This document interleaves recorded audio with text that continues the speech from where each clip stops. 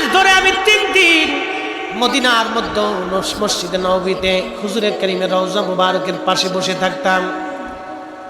আল্লামা ইমাম দারিমি সুনানুদ দারিমির মধ্যে তিনি লেখেন, বিশুদ্ধ হাদিসে বিশুদ্ধ সনদে তিনি লিখতেছেন, ইমাম দারিমি রাহিমাহুল্লাহ তিনি লিখতেছেন, সাইয়্যিদ ইবনুল মুসাইয়্যিব বলেন, দুনিয়ার মানুষে আমি নবী রওজা মুবারকের পাশে পাগলের বেশ ধরে বসে থাকতাম।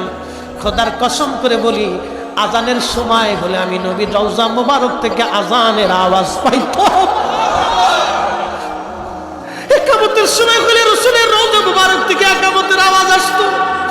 আমি ওই একামতে আমি একমাত্র ব্যক্তি 3 দিন পর্যন্ত আমি মসজিদে নববীতে নামাজ পড়েছি। হাররার সময় ইয়াজিদের সৈন্যরা ঘোড়া গাধাগুলি নবীর মসজিদের বারান্দায় বেঁধেছিল। ওই ইয়াজিদের প্রশংসা যদি কোনো মুসলমান ইমাম খোদার ঘর মসজিদে করে, ওকে জুতা দিয়ে বাইরে মসজিদ থেকে বের করতে হবে। এই হাতুসা করে বলেন ঠিক কিনা? ইয়াজিদের কিছু কর্মকাণ্ড আপনাদের সামনে উপস্থাপন করি, মনোযোগ লাগান। কারবালার পুরা আলোচনা টানতে গেলে বহু সময় চলে যাবে। শুধু ইমাম হুসাইন রাদিয়াল্লাহু আনহুকে শহীদ করা হলো, শহীদ করে নিয়ে যাওয়া হলো কুফার গভর্নর হাউসে। কুফার গভর্নর হাউসে যিনি দামি চেয়ারে সিংহাসনে বসে আছেন, এই ব্যক্তির নাম উবাইদুল্লাহ ইবনে জিয়াদ।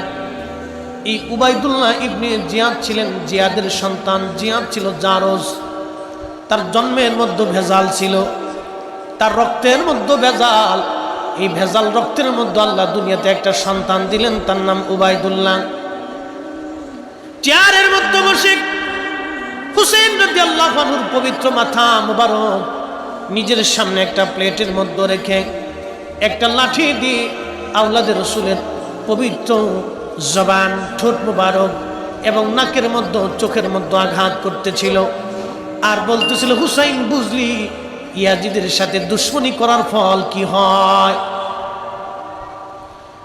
মাজলিসের মধ্যে হাজার হাজার মুসলমান, কেউ সেদিন প্রতিবাদ করতে পারে নাই। নবীর একজন সাহাবী যায়েদ ইবনে আরকাম রাদিয়াল্লাহু আনহু, যিনি যৌবনকালে মদিনার মধ্যে রাসূলের দরবারে তিনি কাটিয়েছিলেন, উনি যখন যুবক তখন ইমাম হাসান হুসাইন কেবলমাত্র বালক শিশু।